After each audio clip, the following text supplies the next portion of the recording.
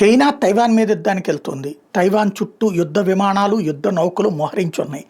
అదే సందర్భంలో చైనాని నిలువరించడానికి గాను జపాన్, ఆస్ట్రేలియాల సహాయంతో యుద్ధం చేయడానికి సిద్ధమవుతోంది అమెరికా. ఫిలిప్పైన్స్తో కూడా ఫిలిప్పైన్స్ బేస్ని వాడుకోవాలని చూస్తుంది. ఓవరాల్గా అమెరికన్ యుద్ధ విమానాలు ఆల్రెడీ మధ్యప్రాచ్యానికి వచ్చున్నాయి, యుద్ధ నౌకలు కూడా ఆ ప్రాంతానికి వచ్చున్నాయి. దీంతో చైనా మిత్రదేశమైనటువంటి రష్యా రంగంలోకి దిగింది.